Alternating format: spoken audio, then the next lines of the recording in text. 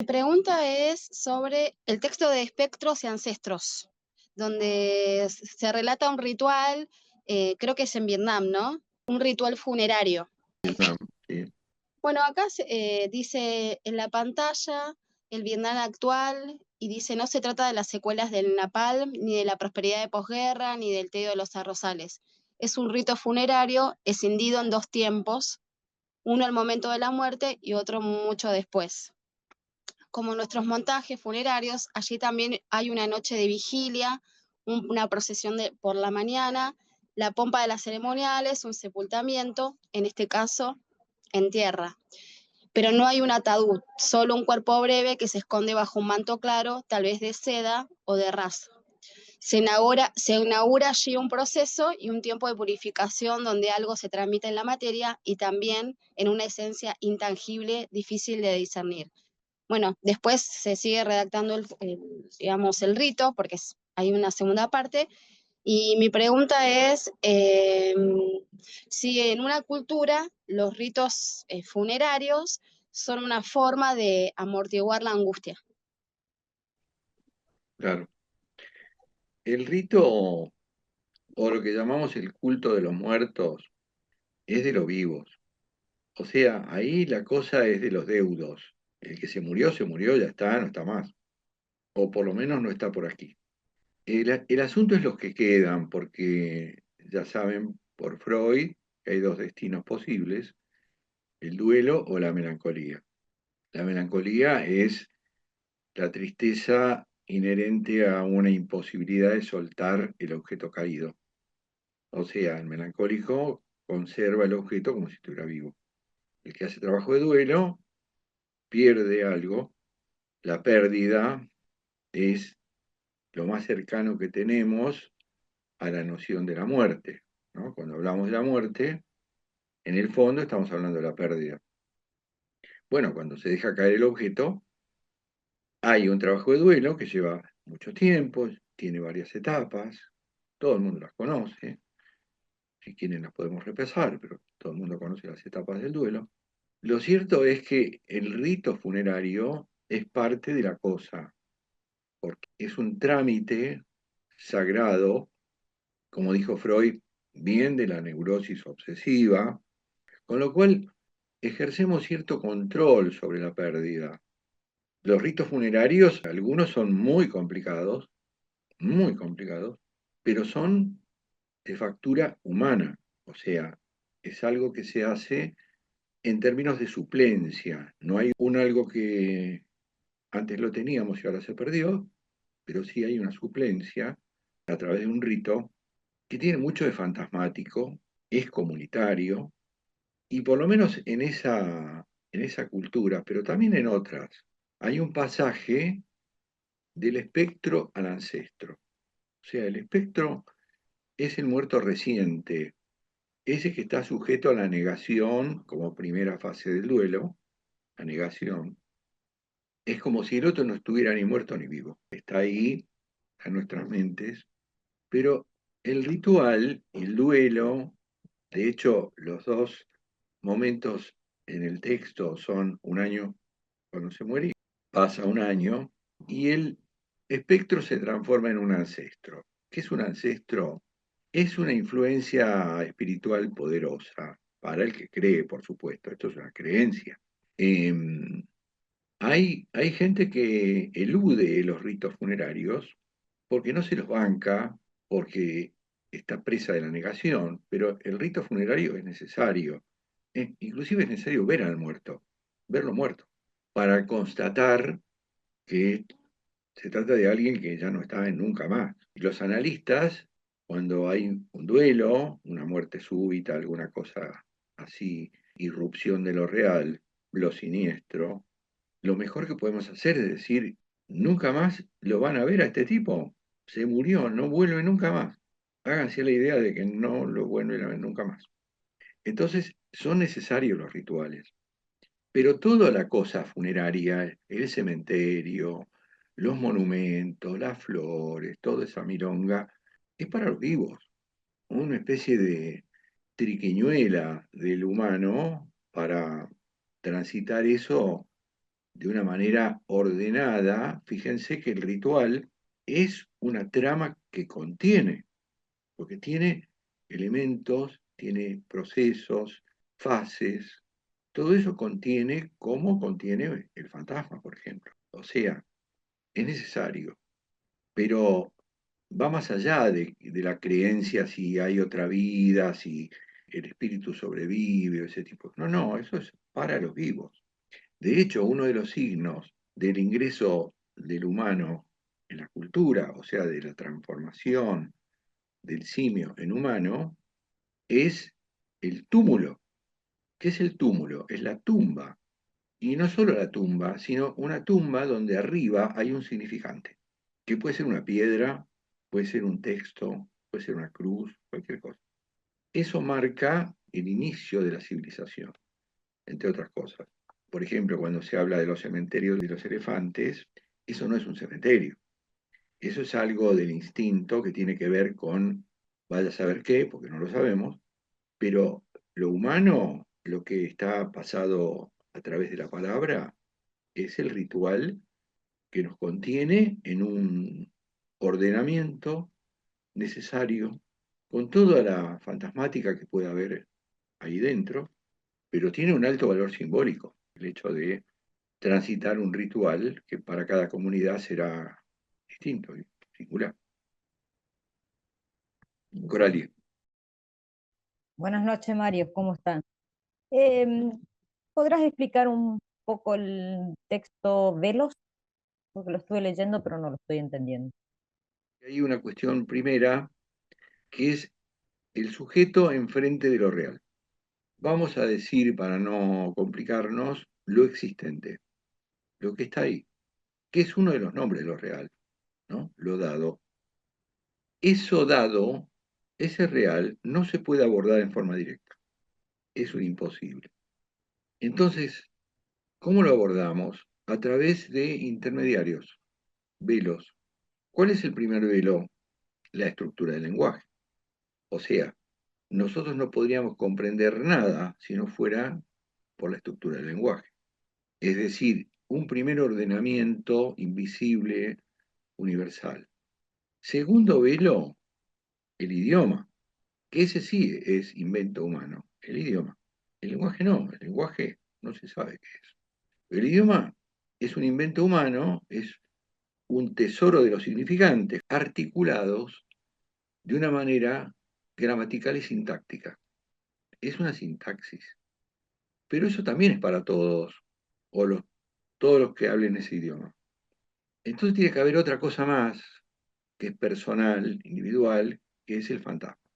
El fantasma es una narrativa en ese lenguaje, en esa trama del lenguaje y en ese idioma en particular, que es una novela que nosotros construimos a lo largo de la vida, que nos hace creer que la realidad universal, primero que es universal, y segundo, que no hay fantasma, que yo veo lo mismo que otro de ese real, cuando en realidad ese fantasma fue construido a lo largo del tiempo por una crianza en principio, por un modo insertado, instalado de ver el mundo. Por lo tanto, ese mundo está intermediado por una lente cuyo color es de cada uno, muy influenciado por su entorno. Por eso decimos, el discurso de los padres es el discurso del amo, por un lado, nos transmiten la lengua, pero contrabandean ideología, o sea, modos de ver ese real. Por lo tanto, cualquier mirada que nosotros tengamos sobre las cosas está teñida del fantasma. Ahora, un sujeto que no está analizado tiene un fantasma congelado y a eso le llamamos mito. ¿Qué hacemos en análisis? Primero, deconstruir el fantasma y segundo, reconstruirlo en términos de ficción no mítica, sino una narrativa flexible, fluida, adaptada, que nos permita un acercamiento objetivante de ese real que no se puede mirar de frente y directamente. Antonella. Hola Mario, buenas noches. Sí, con respecto al texto del caso Joaquín, mi pregunta es la siguiente. Te leo puntualmente este pedacito para hacerte la pregunta. Dice, a la tercera sesión, Alejandra, frontal y desafiante, le anuncia que gusta de él. Joaquín no es indiferente a ese embate, pero intenta sostenerse en la función. Hasta que ella sin filtro lo encara. Yo a vos te cojo. Joaquín permanece impávido, más bien paralizado, pero decide levantar el guante en la sesión siguiente. Bueno, con respecto a esto, mi pregunta es, ¿qué pasa cuando viene alguien a análisis con un discurso así o con una forma de hablar de esta, ponele, ¿no? Que viene y se mete con cuestiones muy, muy fuertes con el analista, ¿no? Te viene y te dice una cosa semejante. Yo creo que uno no puede desestabilizarse con lo que la persona te está diciendo. Pero mi pregunta es, cuando una sesión, digamos, ¿no? De análisis, pasan estas cosas, ¿puede el analista en un caso cortar la sesión, decirle, mira, me está faltando el respeto, o quizás no es ético, o derivar a esa persona con otro analista? Esa es mi pregunta. Bueno, hay gente que deriva, yo no derivo. O sea, la primera sesión de análisis, la primera entrevista, es un desafío, pero yo tengo que estar preparado para lo que viene. El asunto es, ¿qué me pasa a mí con eso? Porque si yo estoy neutral, me sostengo en la función. El otro tiene derecho a decir lo que quiera, a sentir lo que quiera, a fantasear lo que quiera, porque si hay algo que tiene el discurso analítico es que es libre. Por lo tanto, yo tengo que alojar eso como viene, como un significante más. En el caso de Joaquín, Joaquín fue tocado en un punto ciego porque a él también le gustaba esta mujer. Entonces, por eso ese análisis duró 3 sesiones y después tuvieron una relación de 2 años, no sé cuánto, no me acuerdo. ¿Entiendes? Yo no puedo decir, salvo que me estén insultando o que me estén agrediendo físicamente, yo no puedo decir, no hagas esto. Si a mí me pegan, me ha pasado, ahí hay una intervención en lo real y entonces tengo que decirle, salga de mi consultorio y vamos a ver si sale o no. Pero en términos discursivos, yo tengo que estar preparado para lo que venga. Después veremos si me afecta o no. Gisela.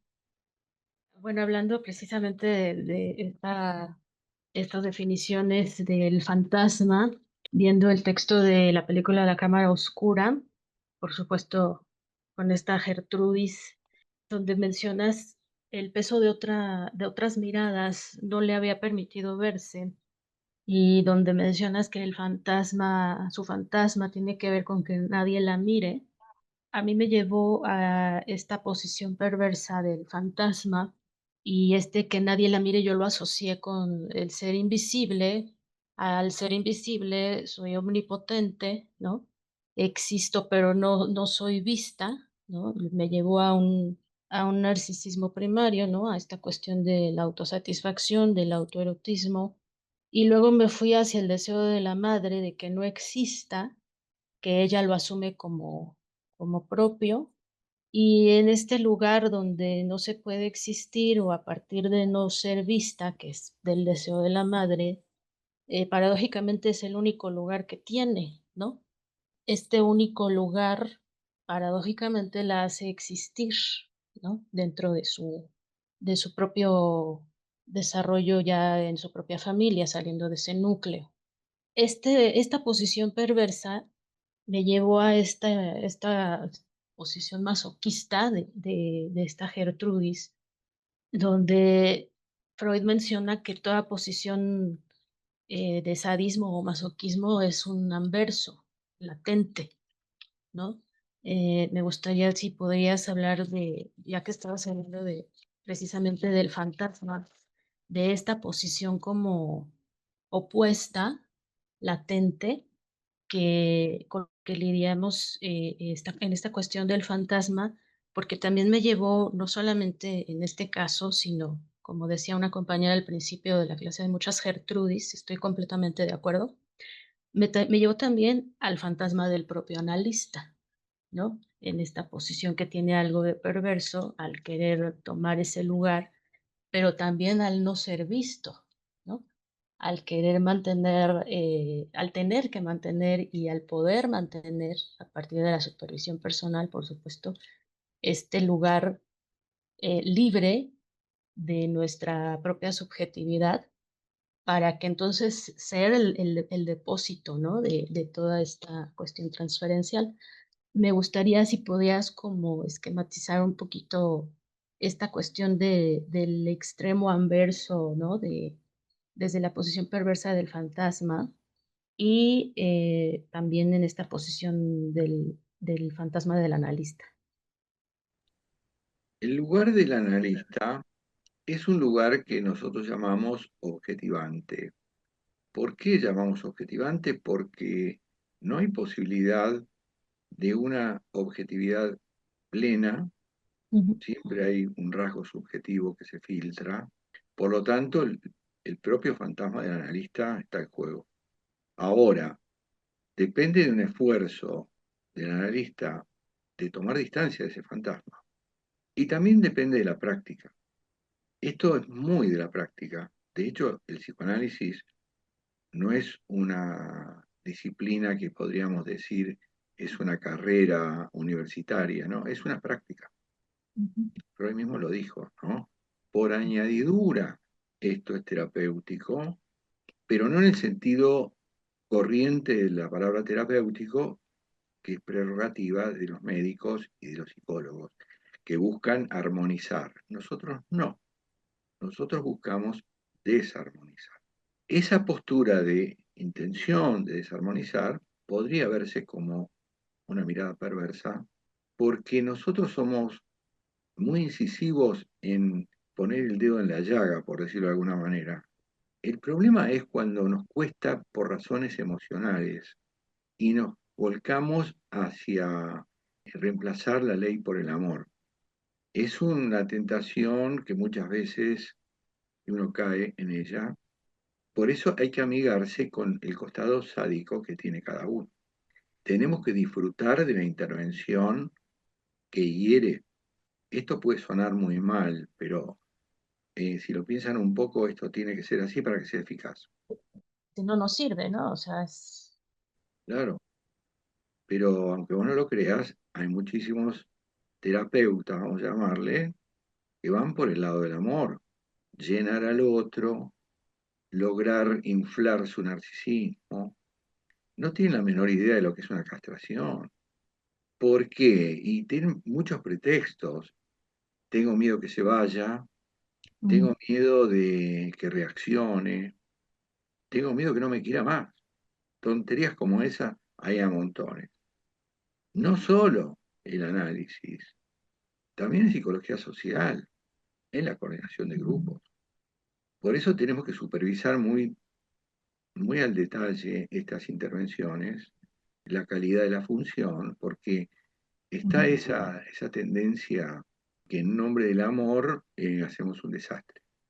Yo prefiero quedarme sin un analizante porque el otro, en el mejor de los casos, encuentra un par y no un asimétrico.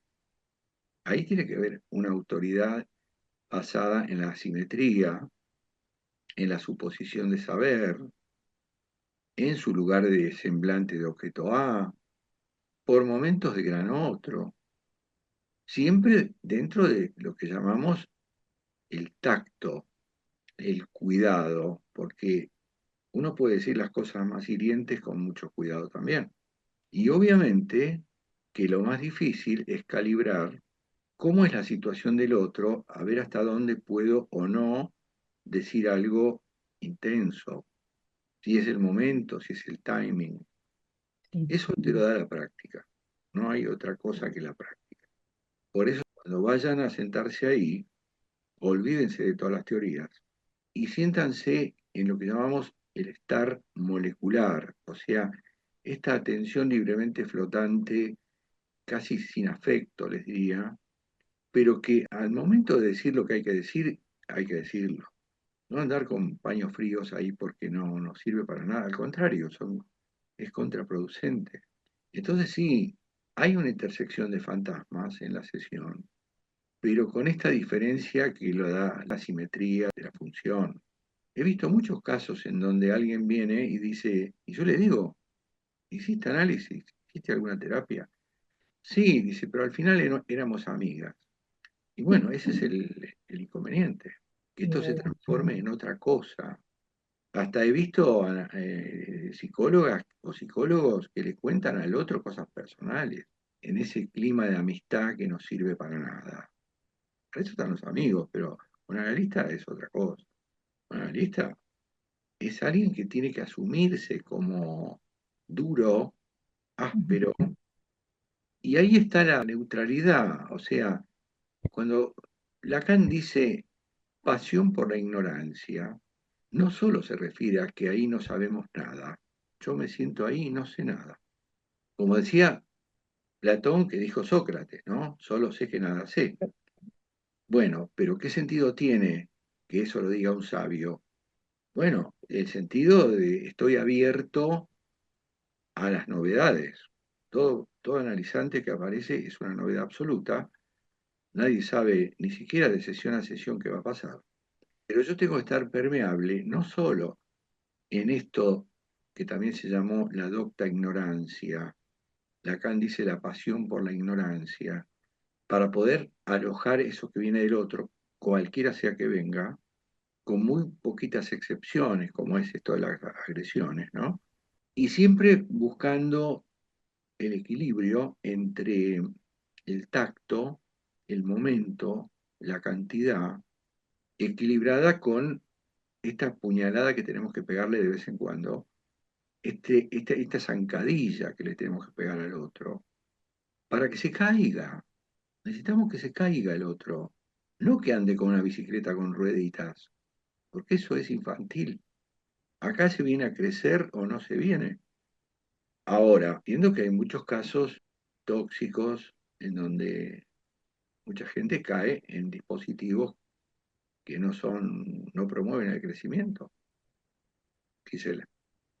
Esto me lleva a otra cuestión en la formación del analista. Hay muchos analistas que hablan de que nadie llega a este lugar por un deseo de ser analista, sino que termina uno dependiendo del análisis, dependiendo sí, de la formación analítica, digamos, en el diván propiamente, uno va cayendo en cuenta de por qué está uno o termina uno en ese lugar, ¿no? Porque finalmente, yo al principio, hace años, cuando yo escuché por primera vez esta frase, yo me enojé y dije, bueno, ¿qué te pasa, no? O sea, hablando estaba yo en un seminario y escuché por primera vez esta frase y yo me molesté. Con el tiempo me empecé a reír de mí misma porque pues sí tenía de alguna manera cierta o mucha razón, porque finalmente uno llega a este lugar por cuestiones netamente unarias, subjetivas, por supuesto, pero también hay algo que me llevó a pensar muchos años que sí, no era por ese deseo, ¿no? Manifiesto, sino que en lo latente, digamos, hasta ese momento, es una situación de depósito, ¿no? O sea, el analista es un depósito, ¿no? Donde el otro tiene que tirar mierda. Entonces, digamos, ¿quién va a querer ese lugar por gusto, ¿no? Una vez ya pasado por todo ese tránsito, pues no es un lugar, digamos, de un deseo tierno, de un deseo, digamos, desde ese lugar de autoridad o de saber, sino que me llevó a pensar y tardé años, ¿no? Obviamente por el proceso analítico individual, pero me parece que es importante. No sé si quieras hablar al respecto. Sí, el analizante cuando viene, obviamente que trae una problemática, un sufrimiento o una incógnita, y es posible que con el tiempo, aunque no se lo plantee, como fue mi caso, yo jamás imaginé que me iba a convertir en analista, pero fueron varios años de interés porque por suerte tuve un analista que a la vez estudiaba y articulaba mucho con la teoría, lo cual me obligó a mí a meterme con los libros, con los autores, pero yo no tenía de entrada un deseo de ocupar ese lugar. Es obvio que me fui identificando y aún cuando mi analista me dio el ok, yo tardé un par de años más para decidirme porque me negaba rotundamente. Eso por un lado. El deseo del analista siempre se juega. O sea, la disociación instrumental persona-función nunca es perfecta, ni mucho menos. El asunto es cómo manejo yo la transparencia de mis opiniones que deben permanecer ocultas. Yo no puedo opinar en ese espacio. A veces lo que uno dice tiene el formato de una opinión, pero en el fondo no lo es. La intervención tiene que ser coherente con lo que Lacan formuló en el discurso analítico, en el matema del discurso analítico, que si ustedes lo comparan con el discurso del amo, es la inversa exacta. Y ese es el poder de la cura en análisis, porque creo que esto ya se los dije, pero hay un texto de Freud que se llama Esquema del psicoanálisis, que en uno de sus tramos dice claramente, el analista está llamado a desplazar el padre sádico por otro que no lo es. El padre sádico es el mandato puro, el amo puro. El analista es todo lo contrario. Entonces, ocupar ese lugar no es fácil, desplazar el padre sádico que tenemos adentro, pero en perspectiva, ese es el objetivo. Bueno, lo desplazaremos a medias, pero siempre hay algo que nosotros podemos rescatar. Entonces ahí es cuando cambiamos de mirada, cambiamos de fantasma, por más que tengamos el furor de curar al otro, porque ese sería el síndrome del Salvador, pero yo prefiero ese sesgo perseguidor que tiene el analista en su posición perversa. Es decir, que sea riguroso con el otro a la hora de intervenir, utilizando ciertas herramientas conceptuales, como por ejemplo el principio de negatividad. El principio de negatividad es una maravilla si lo ponen a trabajar. Siempre buscar el polo contrario. En el caso de uno que finalmente se asume como analista, ahí encontramos en el final de análisis una inversión de polos. O sea, aquello por lo que yo vine fue reemplazado por un deseo más fuerte que es el deseo de ser analista. Obviamente cumpliendo con las normativas de Freud y de Lacan.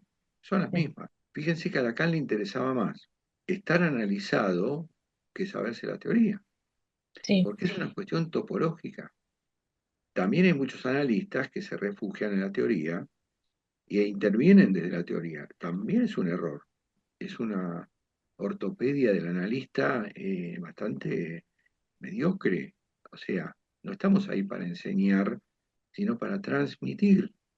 Y sobre todo, en el límite, no siempre se puede, usando los significantes del otro. O sea, metiendo la menor cantidad de cuerpos extraños posible. Pero bueno, cada analista tiene su personalidad, su temperamento, su carácter y sus opiniones, y a veces se deslizan, pero uno tiene que estar atento a eso, sabiendo que es un camino difícil. Haciendo una analogía, ¿no? Me acuerdo de un analizante que yo tuve que había sido militante aquí en la Argentina en los años 70, o sea, los años de plomo. Había guerrilleros y había dictadura militar que desapareció un montón de personas. Ahora, en las organizaciones armadas, y este pertenecía a una, estaba el partido revolucionario y estaba la masa de militantes. Entonces, este hombre recordaba sus épocas de militante y trajo una anécdota que me parece que viene al caso porque tiene una analogía. En una reunión entre él y los representantes del partido, estos tipos le dijeron, bueno, para pertenecer al partido tenés que cumplir millones de reglas que no son para la masa, son para los integrantes del partido.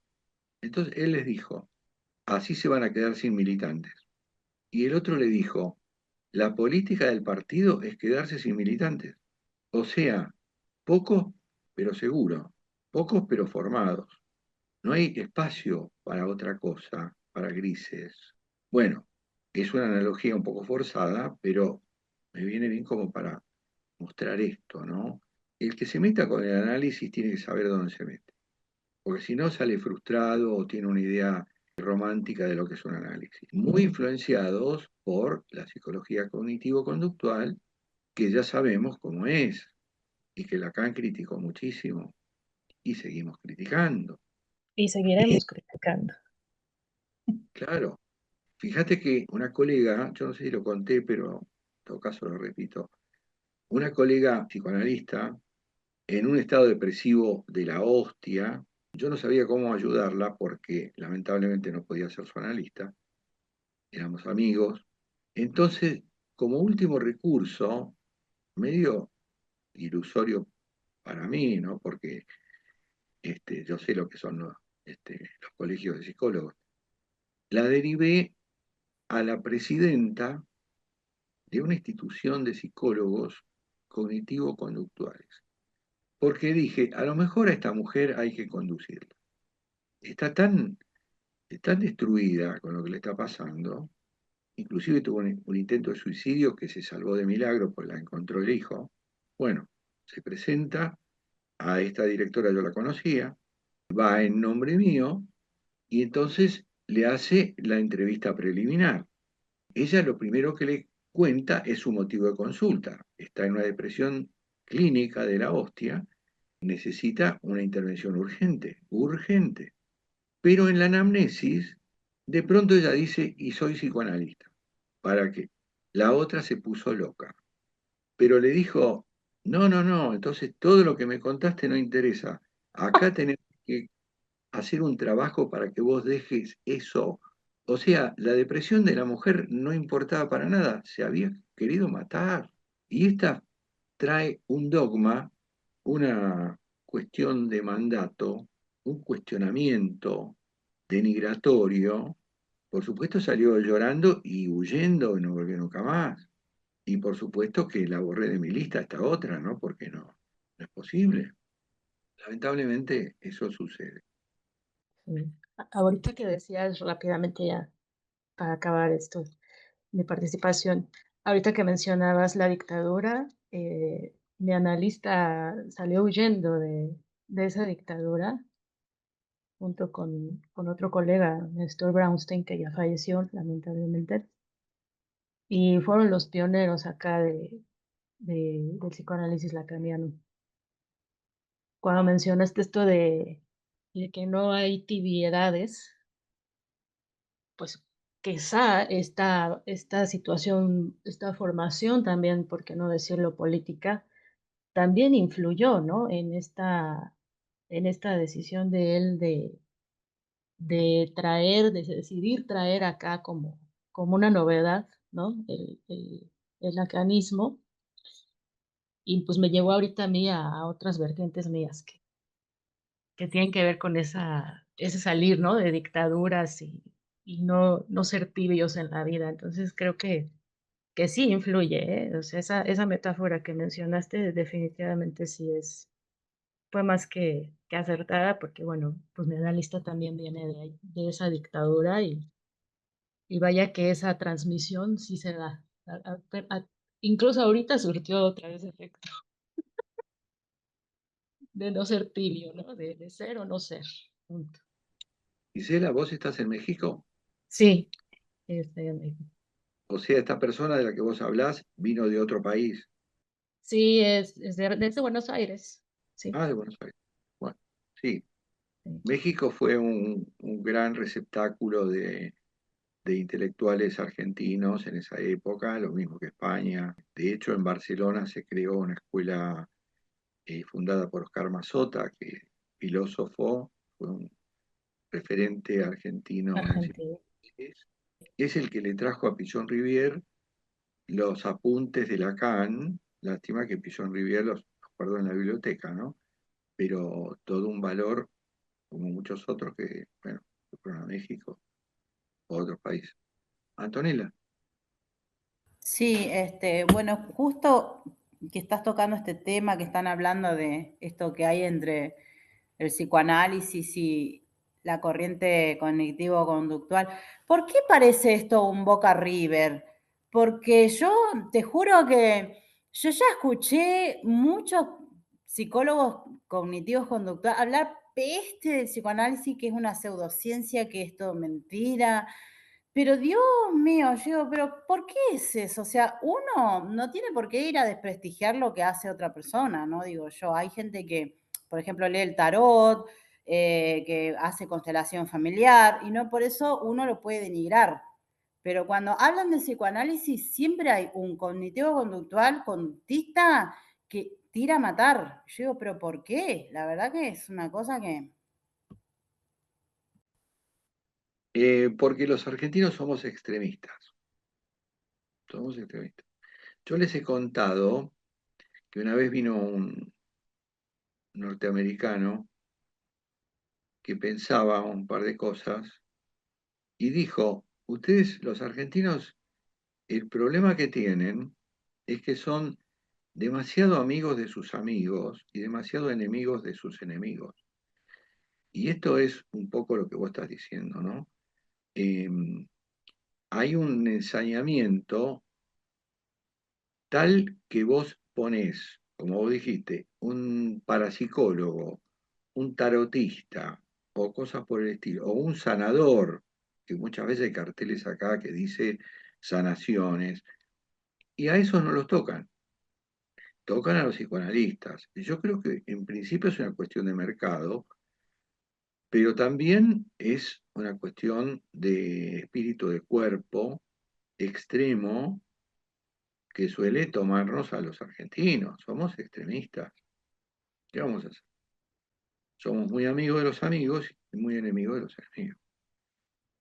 Hemos tenido, por ejemplo, en psicología social, no sé si les conté, que puso un cartel de psicóloga social, por supuesto que a ellos también los persiguen los psicólogos, pero en este caso puso el número de matrícula que damos nosotros, que es una matrícula privada, institucional, y vinieron los testigos de Jehová porque la matrícula terminaba en 666, que es el número del diablo.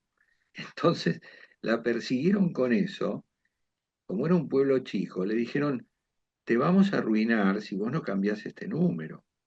Le tuvimos que hacer otra credencial para que pudiera seguir trabajando. Así que enemigos hay por todos lados. Argentina.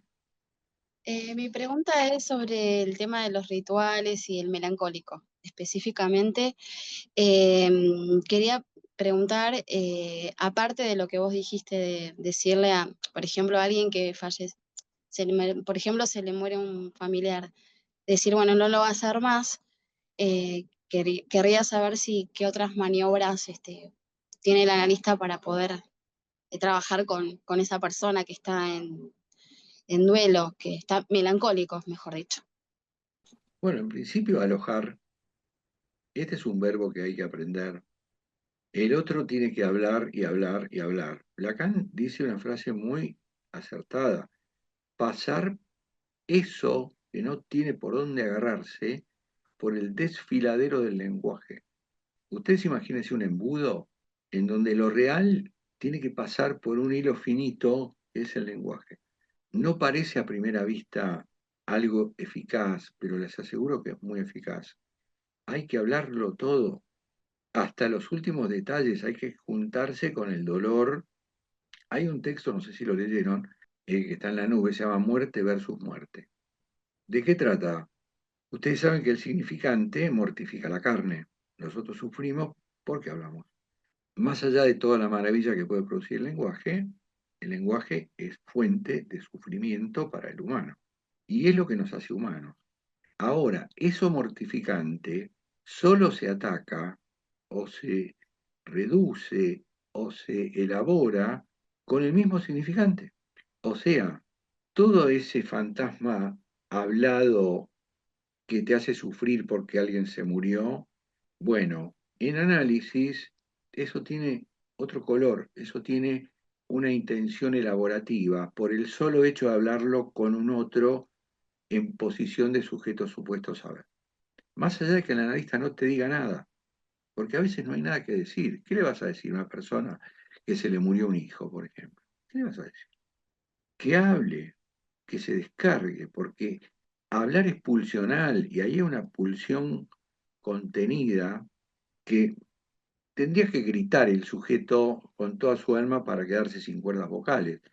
Pero bueno, que hable en un encuadre determinado, en un dispositivo que está hecho para eso, a la larga, ese discurso, con algunas intervenciones del analista, va creando una elaboración, va creando un salto cualitativo, una especie de la cura del dolor.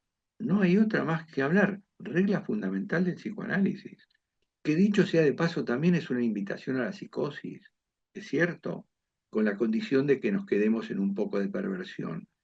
Pero no hay otra manera que pasar por ese desfiladero, en donde todo se elabora, se trabaja, se digiere, se tramita. Hay muchos significantes que hablan de esto, ¿no? Y tal vez sin intervenciones del otro. Yo les he contado en un grupo de amigos, de parejas, en donde a una pareja se le muere un pibe en un hospital, producto de una operación que salió mal. Entonces los padres que se querían matar, y uno del grupo que era psicólogo, le agarró a la madre que estaba en un grito y le dijo, bueno, por lo menos tuviste la felicidad de estar 1 año y medio con este chiquito.